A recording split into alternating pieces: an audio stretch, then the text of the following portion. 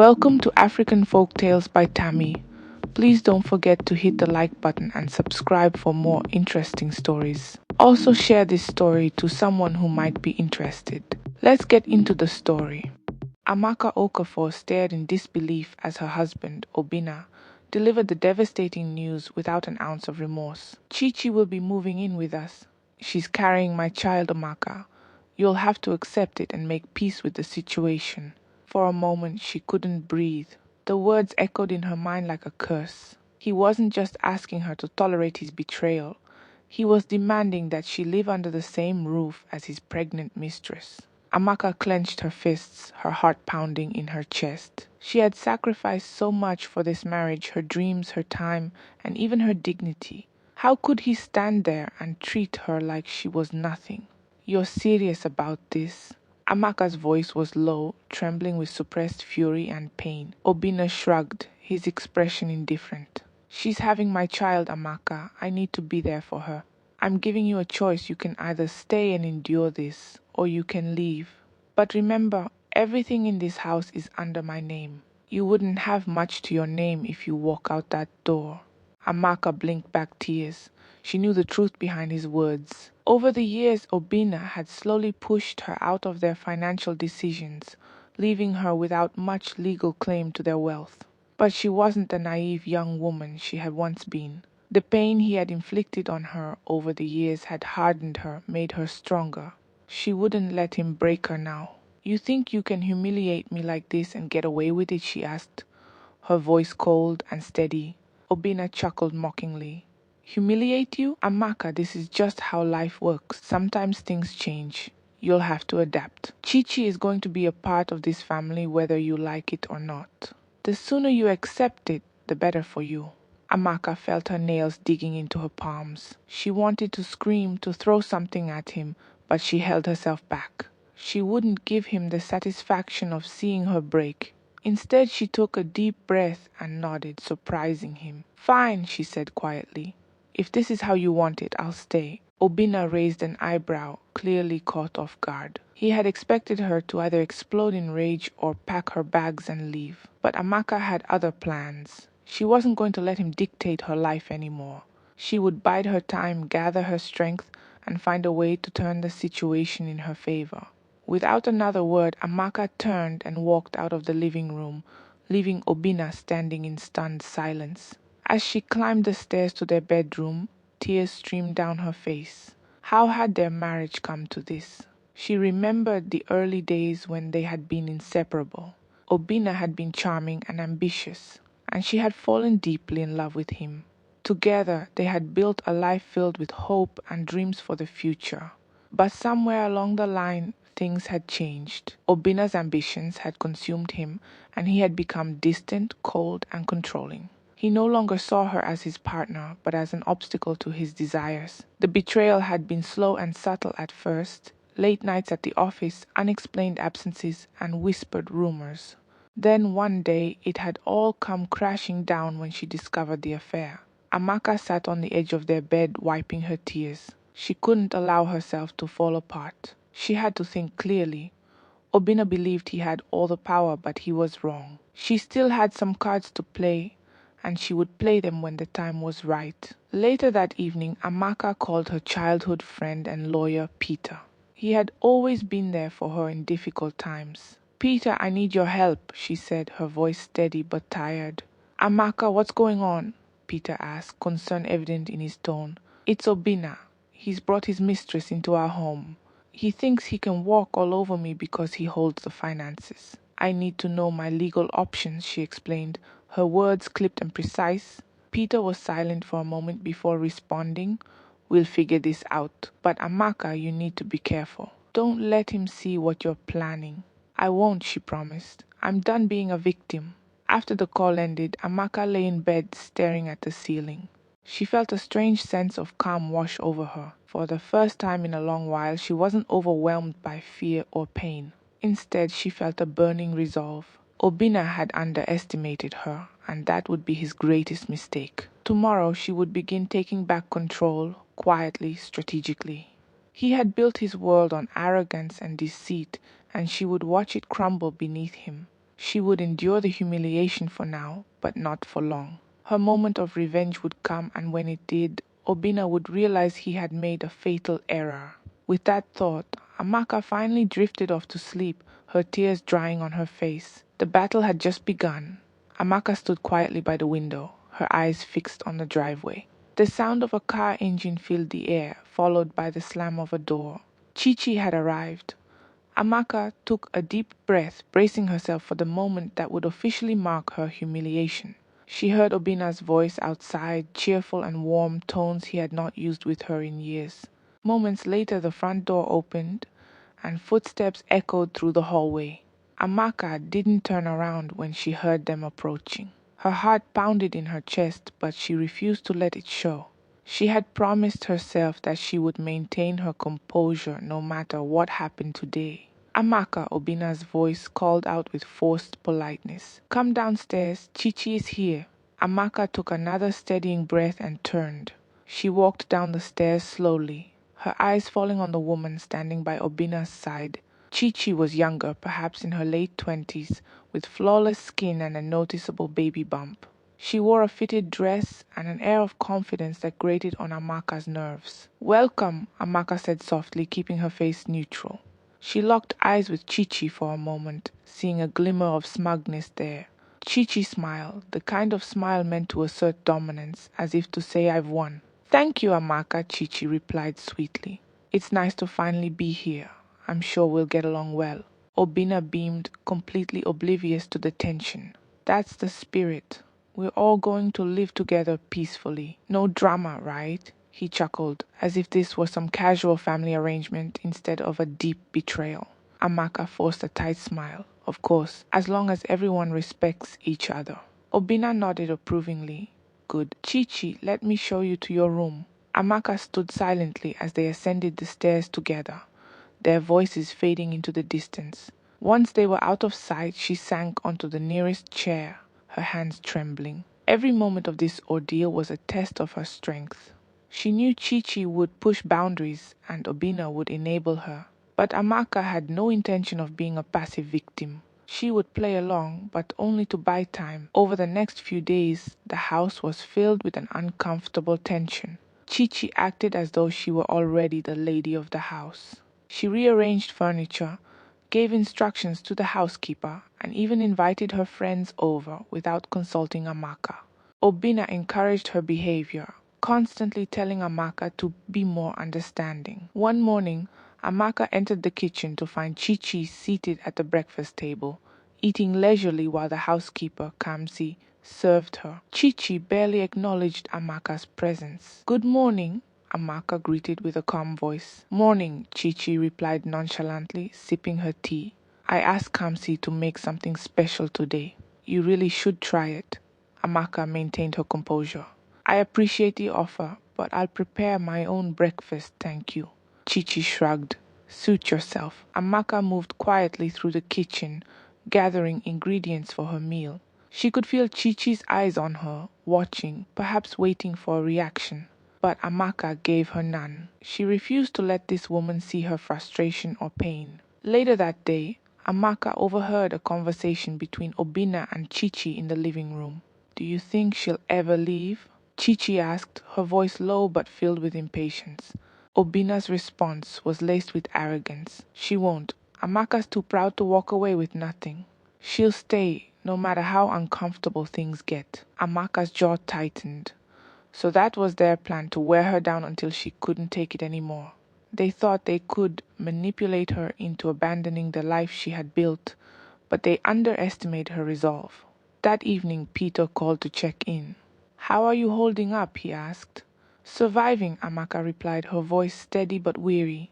They're trying to push me out, but I won't give them the satisfaction. I need you to continue working on securing my legal position. I want everything in place before I make my move. Understood. Just be careful, Amaka. Don't let them catch on to what you're planning. I won't, she promised. This is just beginning. The following days brought more provocations from Chi-Chi. She took pleasure in testing Amaka's limits, making passive-aggressive comments and flaunting her relationship with Obina. but Amaka remained unflappable. She responded with calm indifference, refusing to give either of them the reaction they sought. At night, Amaka lay in bed, staring at the ceiling. The house that once felt like a home now seemed foreign and suffocating. Yet she knew she couldn't afford to be overwhelmed by despair. Every insult, every act of disrespect fueled her determination. She reminded herself that revenge was a dish best served cold. Her time would come, and when it did, neither Obina nor Chichi would see it coming. For now she would endure, quietly, patiently. Amaka woke early, the house still cloaked in silence. She needed these peaceful moments before the rest of the day brought its usual tension. Standing in the backyard, she watched the sunrise, her mind racing with thoughts of survival. She no longer felt pain as intensely as she had in the beginning. The numbness had set in, a cold armor she wore every day to face the ordeal that awaited inside the walls of her own home. By the time she stepped back inside, she could hear voices in the living room. Chichi was already awake, chatting loudly on the phone with someone, her laughter echoing through the house. Amaka didn't need to eavesdrop to know she was likely bragging about her new life. "Yes, girl, Obina spoils me. I told you I'm in control here," Chichi's voice rang out. Amaka took a deep breath and kept walking. Moments like this tested her patience, but she wouldn't break. She had long mastered the art of silence and endurance, skills that would serve her well as she waited for her plan to come to fruition. In the kitchen, Kamsi was busy washing dishes. She glanced at Amaka and hesitated before speaking. "Madam, are you okay?" she asked cautiously, wiping her hands on a towel. Amaka gave a small smile. "I'm fine, Kamsi. You don't have to worry about me." Kamsi hesitated again, lowering her voice. "I just don't understand why Olga would bring that woman here. It's not right. You've been so good to him." Amaka felt a pang of emotion but quickly suppressed it. "Sometimes life doesn't make sense, Kamsi, but I'm stronger than they think."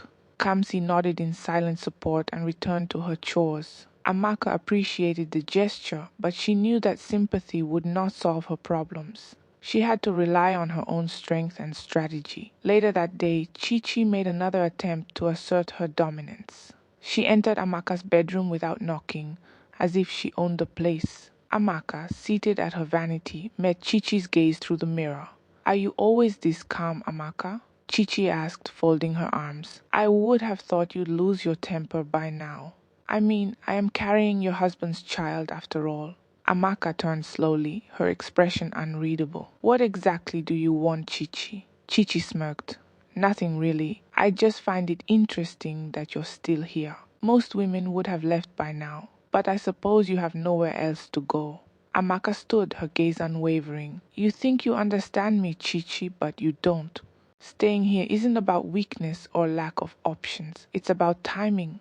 Chichi blinked, momentarily caught off guard by the quiet strength in Amaka's words. Before she could respond, Amaka calmly walked past her and left the room, leaving Chichi standing alone in confusion. As the days passed, Obina began noticing the growing tension between the two women, but chose to ignore it. He believed Amaka would eventually cave under the pressure, and he was too preoccupied with his business troubles to care. Deals that had once seemed secure were now falling apart, though he hadn't yet made the connection to Amaka's quiet efforts behind the scenes. One evening, Amaka received a call from Peter. He provided updates on the progress of her legal strategy, assuring her that key documents had been finalized. "You're officially in control of the joint assets," he said. "Obina won't see it coming until it's too late." "Thank you, Peter," Amaka replied. "I just need to hold out a little longer." After the call ended, she sat in the darkened living room, thinking about the long road that had brought her to this moment. She had endured heartbreak, betrayal, and humiliation, but she was still standing. Now she was armed with knowledge and legal power, tools Obina had never expected her to possess. The next morning, Chichi's behavior shifted slightly. There were fewer smug remarks and fewer attempts to provoke Amaka. Perhaps Chichi sensed that something was changing. Amaka noticed the subtle shift but didn't react. Instead, she focused on keeping her routine steady, giving no indication of her plans. Meanwhile, Obina's arrogance remained intact. He continued to dismiss Amaka as insignificant, blind to the fact that the very foundation of his empire was slipping out from under him. He spent his evenings entertaining Chi-Chi in the garden, their laughter grating on Amaka's nerves. But she reminded herself that soon, everything they took for granted would crumble. As the days wore on, Amaka's resolve only grew stronger. She knew the path ahead would be difficult, but she was prepared. She had endured the worst, and now she was quietly laying the groundwork for her revenge. Each day she endured brought her closer to the moment when she would finally reclaim her life and watch Obina and Chichi face the consequences of their actions. For now, patience was her greatest weapon. Obina sat in his study, the leather chair creaking under his weight as he leaned back, a self-satisfied grin spreading across his face. The glow from his laptop screen illuminated stacks of business documents on the desk. To him, life was under control. He had the power, the wealth, and two women fighting for relevance in his home. Chi-Chi, with her charm and pregnancy, had filled the void Amaka's quiet presence no longer seemed to satisfy. Amaka, on the other hand, was a relic of the past, obedient and trapped, or so he thought. In the corner of the room, his phone vibrated with a notification. It was a message from his business partner, Uchenna. Obina frowned as he read it. The bank rejected our proposal for the new estate development. They cited concerns about your liquidity. What's going on, Obina? Obina sat up straight, tension tightening his chest. Liquidity concerns? That made no sense. He prided himself on his financial acumen. He immediately called his accountant, but after several minutes of vague responses and "I'll get back to you" delays, he hung up, frustrated. Something wasn't adding up. As he mulled over the situation, Chi-Chi entered the room uninvited, as she often did. She placed a hand on his shoulder and leaned in with a playful smile. "What's with the frown? Did business matters ruin your mood?" "Nothing I can't handle," he replied curtly, brushing her hand away. He wasn't in the mood for distractions. Chi-Chi pouted and crossed her arms. "You've been snapping at me a lot lately. If I didn't know better, I'd think you were blaming me for your business problems." Obina sighed. "Don't be ridiculous. I have a lot on my plate right now. Business deals aren't going as planned." "Maybe you should ask Amaka for advice," Chi-Chi said with a smirk. "She's always lurking around, pretending to be important. Maybe she knows something." Obina chuckled bitterly. "Amaka, please. She wouldn't understand the first thing about managing business matters. She's lucky I've kept her around this long." Chi-Chi raised an eyebrow but said nothing more. Deep down, she had her doubts.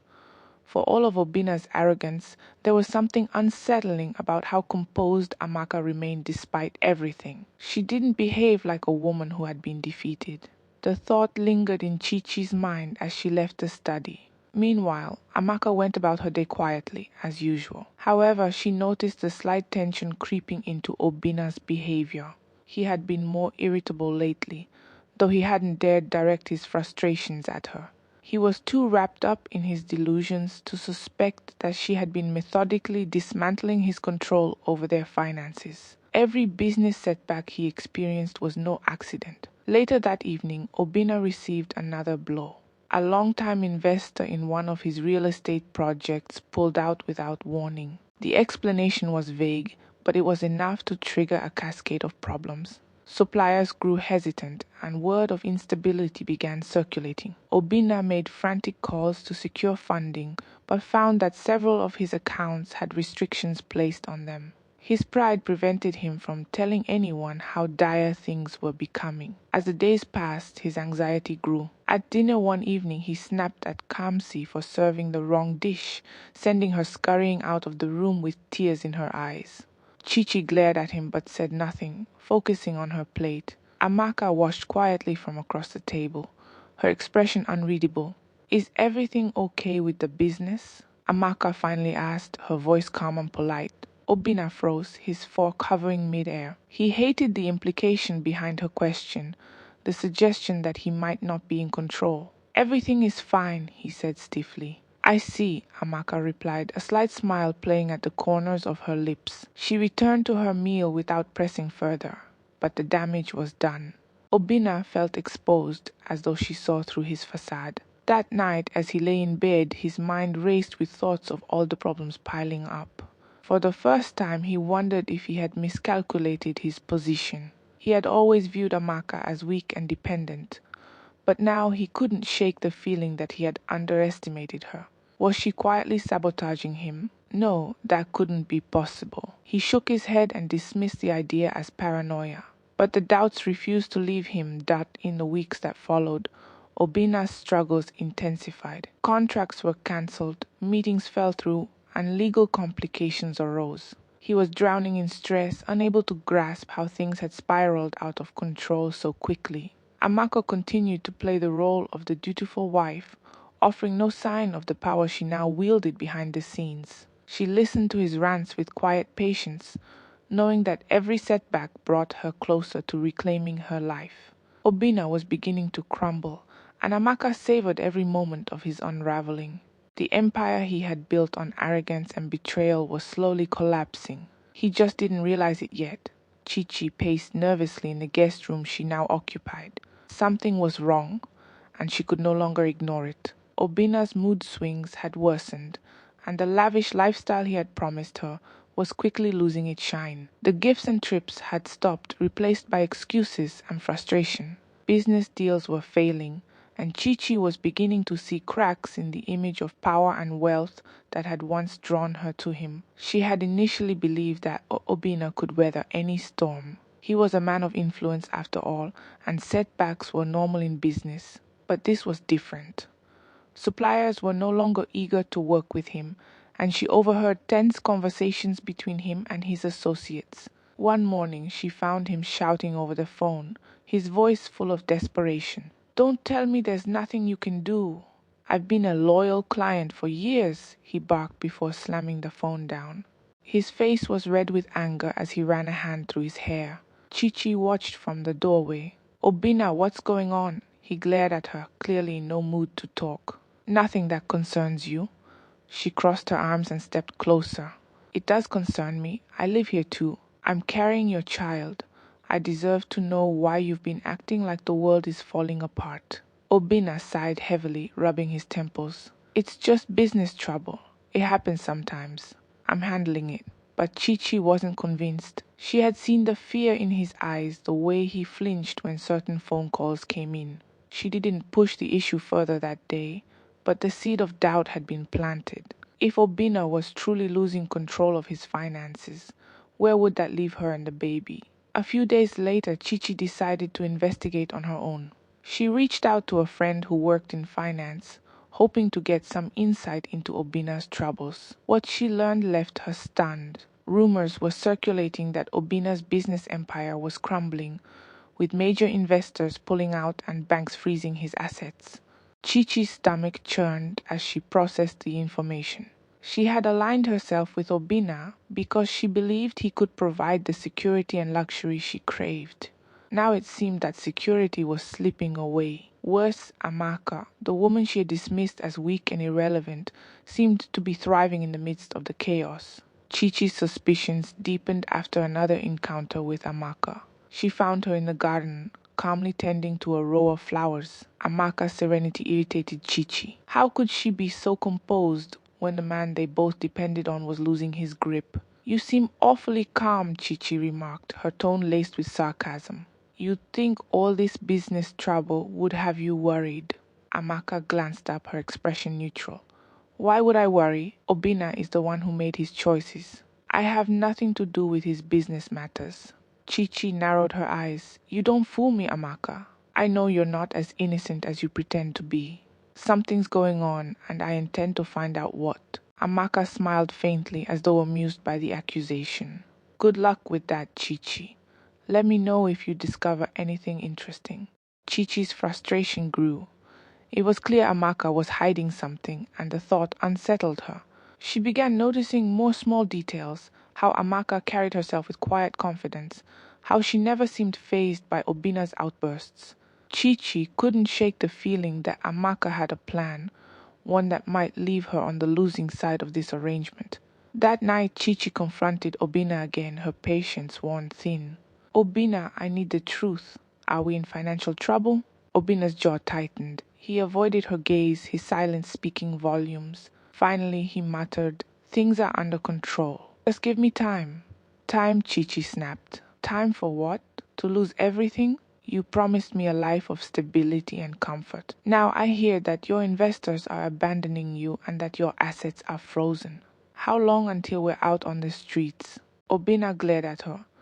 Who have you been talking to? People who know what's going on, she shot back. You can't hide this from me anymore. I deserve to know what I'm facing. Obina sighed and sank into a chair, his shoulders slumping. I've had some setbacks, yes, but I'll fix it. I always do. Chi-Chi didn't believe him. She had seen enough to know that things were worse than he was admitting.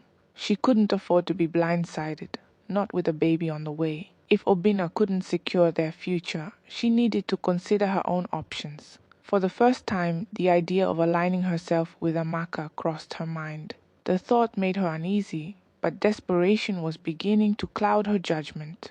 She needed a plan, just in case Obina's empire fell apart completely. And deep down, she feared that moment was approaching faster than anyone anticipated. Obina stood by the window of his study, staring out into the dark night. The city lights, once symbols of his success, now felt distant and unreachable. His mind was a chaotic mess of failed deals, frozen accounts, and mounting debts. Every call he made ended with the same response: hesitation, apologies, and vague excuses. He had always prided himself on being a man of power, someone others respected and feared. Now it seemed as though the very foundation of his empire was crumbling beneath him. His phone buzzed on the desk, snapping him out of his thoughts. It was another call from Uchenna, his increasingly frustrated business partner. Obina hesitated, not wanting to face another argument. Reluctantly, he answered. Uchenna, he greeted, trying to sound composed. Obina, this is getting ridiculous, Uchenna barked. The investors want out. They're saying you can't deliver on your promises. What's going on with your finances? I need the truth. I told you it's just a temporary setback, Obina replied, his voice strained. Give me a few weeks, and everything will be sorted. A few weeks, Uchenna scoffed. We don't have a few weeks. If you can't secure funding, the entire project will collapse. Fix this or I'm pulling out too. The call ended abruptly, leaving Obina seething. He threw the phone onto the desk and ran a hand over his face. He was trapped, and for the first time in his life, he didn't have a clear way out. His instincts told him that someone was working against him, but he couldn't pinpoint who. His thoughts flickered to Amaka, but he dismissed the idea. She didn't have the capacity to sabotage him, or so he believed. Meanwhile, Amako observed his deteriorating state with quiet satisfaction. Each day she saw the weight of his failures pressing down on him. He was less arrogant now, his once proud demeanor replaced by irritability and fear. She had endured his cruelty and betrayal, and now the scales were beginning to tip in her favor. At breakfast, Obina barely touched his food. Chichi sat across from him, her expression tense. She had grown increasingly restless, no longer able to mask her frustrations. The silence between them stretched painfully until Chichi finally spoke. Obina, we need to talk, she said firmly. You can't keep pretending everything is fine. Your business is falling apart, and I'm not going to sit around while you drag me down with you. Obina's eyes narrowed. Watch your tone, Chichi. I'm doing everything I can to fix this. Clearly it's not enough, she shot back. Do you think I didn't notice how suppliers and investors are pulling away? This house is built on shaky ground, and I won't be caught in a collapse. Obina slammed his fork onto the table, causing both Chichi and Kamsi, who was serving, to flinch. You think you can lecture me? You wouldn't have anything if it weren't for me. Maybe, Chichi retorted, but at least I know when to cut my losses. You need to stop lying to yourself. Face the facts, Obina, your empire is crumbling. Amaka silently continued eating as though oblivious to the heated exchange. Chichi's words echoed the reality Obina refused to admit, and she could see how they shook him.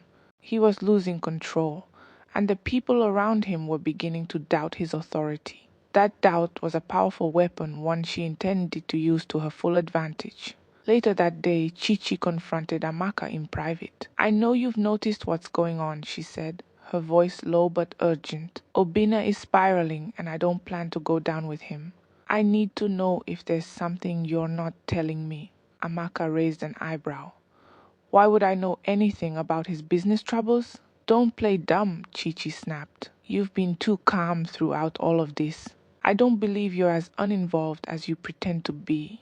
Amaka smiled faintly.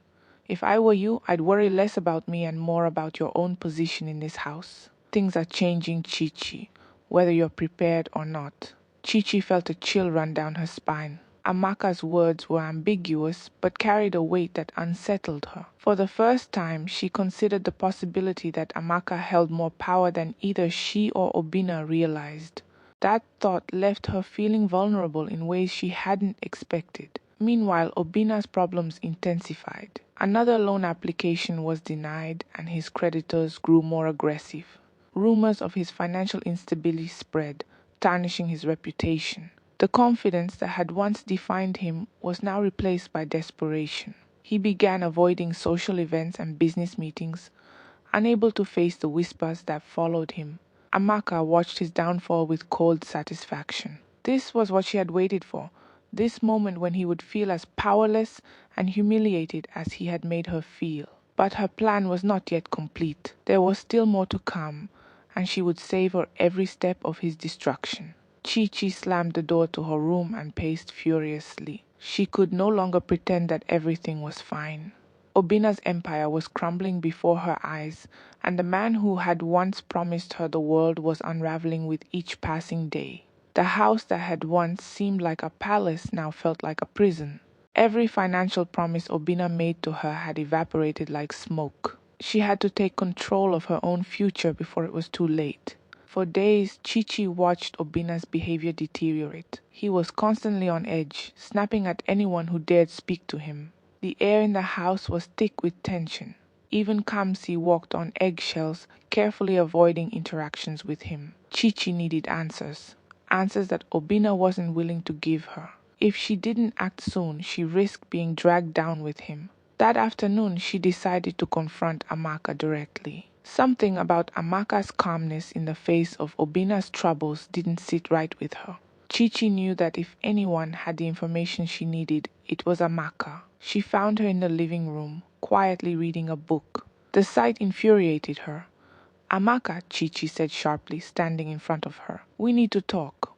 Amaka looked up slowly, her gaze steady. What is it, Chi-Chi? Chi-Chi crossed her arms and narrowed her eyes. I'm tired of the games. You know something about what's going on with Obina's business. Don't bother denying it. Amaka closed the book and placed it on the table beside her. You're awfully bold today, she said, her tone cool. Why do you think I have anything to do with his problems? Because you've been too calm, Chi-Chi replied, stepping closer. You're acting like you're above all of this. It's almost like you're waiting for him to fail. So tell me, what's your role in all of this?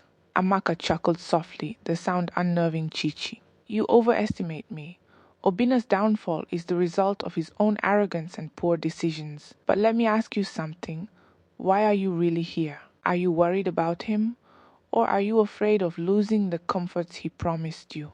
Chi-Chi flinched at the accusation but quickly recovered. I have every right to be concerned. I'm carrying his child. I won't stand by and watch him drag me down.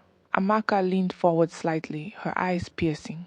Then maybe you should have thought about that before you came into this house. Obina's problems are no longer my burden. He's on his own now.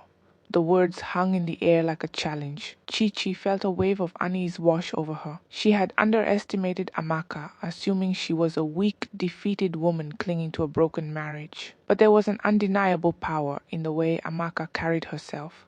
A quiet confidence that suggested she was no longer under Obina's control. Chi-Chi returned to her room, her mind racing. She couldn't rely on Obina anymore. If Amaka had indeed secured control of his assets, then aligning with her might be the only way to protect herself. The idea was humiliating, but survival was her top priority. Later that night, Chi-Chi overheard an argument between Obina and one of his business associates on the phone. You think you can walk away from this deal? Obina shouted. I've put everything into this project. The response on the other end must have been harsh because Obina slammed the phone down with a loud curse. Chi-Chi peeked around the corner and saw him pacing the study, his face twisted with rage and fear. This wasn't the confident man she had once admired. He looked like a man on the verge of collapse. The following morning, Chi-Chi made her move. She approached Amaka in the kitchen, her demeanor far less confrontational than before. "Amaka," she began cautiously, "I think we got off on the wrong foot. I realize that we both want what's best for ourselves and the future. Maybe we don't have to be at odds." Amaka raised an eyebrow. "Is that so?" "Yes," Chi-Chi continued, forcing a smile. "I know things haven't been easy between us, but we could work together. You're clearly in a better position than I thought. Maybe there's a way for both of us to come out of this without losing everything." Amaka's expression remained unreadable for a moment, then she nodded slowly. "Perhaps, but you should understand something, Chi-Chi. I don't trust easily. You'll have to prove that you're not just looking out for yourself." Chi-Chi swallowed her pride and nodded. "I understand. Just don't leave me in the dark. I need to know what's coming." Amaka said nothing more, simply turning her attention back to the meal she was preparing. Chi-Chi walked away, knowing that she had taken the first step in securing an alliance. It wasn't ideal, but desperate times called for desperate measures. Meanwhile, Obina remained oblivious to the shifting dynamics around him. He believed he could salvage his empire with a few bold moves, but the walls were closing in faster than he realized. His greatest weakness was his arrogance, and it was about to cost him everything. Obina woke up to the sound of his phone buzzing incessantly on the nightstand. His head pounded from another sleepless night filled with anxiety and frustration. He picked up the phone and saw several missed calls from Uchenna and other business contacts. Grimacing, he ignored the calls and threw the phone onto the bed. He was tired of hearing the same bad news: failed deals, frozen accounts, and investors pulling out. His problems had grown beyond anything he could control. His desperation was becoming increasingly visible, and he hated the pity he noticed in the eyes of those around him. Even Chi-Chi had become distant, no longer showering him with the adoration she once had. She rarely spoke to him unless it was to complain or question him about their future. Obina sighed heavily as he walked into the bathroom, splashing cold water on his face. He stared at his reflection in the mirror, barely recognizing the man he had become. The confident, ambitious businessman he once was seemed like a distant memory. In his place stood a man worn down by fear and uncertainty. Downstairs, Amaka was seated in the dining room, calmly reading through a folder of documents Peter had sent over. The final stages of her legal takeover were progressing smoothly. Soon, Obina would have no financial power left. She didn't need to rush things. Everything was unfolding exactly as planned. Chi-Chi entered the room, her eyes darting nervously around. "Amaka," she said quietly, "I've been thinking about our conversation. I want to prove that I'm serious about working together." Amaka looked up, her expression neutral. "Go on." "I overheard Obina talking about a potential deal with a foreign investor," Chi-Chi continued. "He's desperate to make it work, but I doubt it will go through. He's clinging to it like it's his last hope." Amaka nodded slowly, processing the information. "I see. And what do you want in return for this information?" Chi-Chi hesitated for a moment. "I need to know that I won't be left with nothing. If Obina's empire collapses completely, I'll have nowhere to go." Amaka closed the folder in front of her and folded her hands on the table. "You're starting to understand how quickly things can change, Chi-Chi. But I don't make promises lightly. You'll have to continue proving your loyalty." Chi-Chi nodded reluctantly. She hated the vulnerability in their interactions, but knew she had no other option. Amaka, whether she admitted it or not, was now the one holding the power in the household. Upstairs, Obina was frantically calling his foreign investor contact. The last deal he had depended on was hanging by a thread, and he could sense the growing hesitation on the other end of the line. He tried to sound composed, masking the desperation in his voice. "I assure you, Mr. Liu, the project will go ahead as planned," Obina said, gripping the phone tightly. "There's no need to withdraw your interest." "Mr. Okafor," the investor replied after a long pause, "we've received reports of financial instability within your company. Our board is concerned about the risks. I'm afraid we'll have to reconsider our involvement." "Wait, just give me more time," Obina pleaded. "This is temporary. We're restructuring and everything will be back on track soon. I'm sorry, but we cannot proceed under these circumstances, Mr. Liu said firmly before ending the call. Obina stared at the phone in disbelief, his hands trembling. His last lifeline had been cut. He sank onto the edge of the bed, burying his face in his hands. How had it come to this? He had once been untouchable, a man of influence and wealth. Now his world was crumbling around him, and he was powerless to stop it. Later that evening, Chi-Chi observed Obina as he sulked in the living room. His eyes were hollow, his movements sluggish. He barely acknowledged her presence. She couldn't help but feel a mix of pity and resentment. This wasn't the man she had fought to be with. He was a shell of his former self, and she doubted he would ever recover. Amaka walked past them, her presence commanding silent attention. Obina glanced at her briefly but said nothing. There was something about her demeanor that unnerved him now. She no longer seemed defeated or submissive. In fact, she carried herself with an air of quiet authority, as if she were in control of the entire situation. Everything all right, Obina?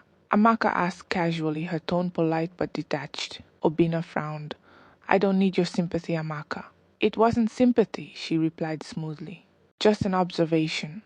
Obina glared at her but didn't respond. Deep down, he was beginning to suspect that Amaka knew more about his troubles than she let on. The thought gnawed at him, but he was too prideful to ask her outright. As the night deepened, the house grew quieter. Obina sat alone in his study, surrounded by failed plans and broken dreams. He had always believed he was invincible, that no one could challenge his authority. But now he faced the bitter truth. He was losing everything, and there was no one left to save him. Meanwhile, Amaka stood by her bedroom window, gazing out at the dark sky. The moment she had waited for was drawing closer. Obina's empire was collapsing, and soon he would have nothing left. She had endured humiliation and heartbreak, but now she held the power. The endgame was near, and she would savor every moment of it. Obina sat slumped in his chair, surrounded by silence. The house, once filled with the hum of activity and luxury, now felt hollow and suffocating. He stared blankly at the documents strewn across his desk, each one a reminder of his crumbling empire. His phone had stopped ringing, perhaps because everyone had given up on him. The weight of his failures pressed down on him like a suffocating blanket. He rose slowly and walked to the window, looking out at the once impressive garden. It now felt like a mocking symbol of his life, a grand display slowly withering. He recalled the early days of his success, the excitement of sealing his first major deal and the pride he felt when he bought this mansion. Back then, everything had seemed possible. But somewhere along the way, his ambition had turned into arrogance, and he had lost control of everything, including himself. Obina's thoughts were interrupted by Chi-Chi's footsteps approaching. She entered the study cautiously, her expression strained. Gone was the playful confidence that once defined her. She now looked exhausted, weighed down by fear and uncertainty. They stared at each other for a moment before she finally spoke. You need to tell me what's going on, Obina. No more lies, she said quietly, her voice lacking the sharp edge it once had. Obina sighed, rubbing his temples. Everything's falling apart. The investors are gone. The bank has frozen our accounts. There's no way out. Chi-Chi's eyes widened in shock, though deep down she had already suspected this. Hearing him confirm it made it all too real. So that's it? We're just ruined. I don't know what else to do, he admitted bitterly. I tried everything, but it's like the world turned against me overnight. Chi-Chi leaned against the doorframe, her mind racing. She had gambled everything on Obina, left behind other opportunities, believing his wealth would secure her future. Now that future was crumbling. For the first time, she considered cutting her losses and leaving, but something held her back. Perhaps it was fear of the unknown or the realization that there might still be a way to survive this. You need to talk to Amaka, she said after a long pause. Obina scoffed. Amaka? What could she possibly do? She's been waiting for me to fail. Maybe, Chi-Chi replied, but she's been calm through all of this. That's not normal. She knows something we don't. Obina tensed at the suggestion. The thought had crossed his mind before, but he had dismissed it, unwilling to admit that Amaka might have the upper hand. Now, with nothing left to lose, the idea gnawed at him.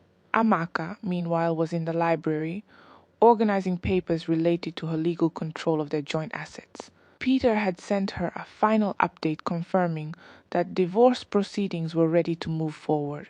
All that remained was for her to serve Obina with the documents.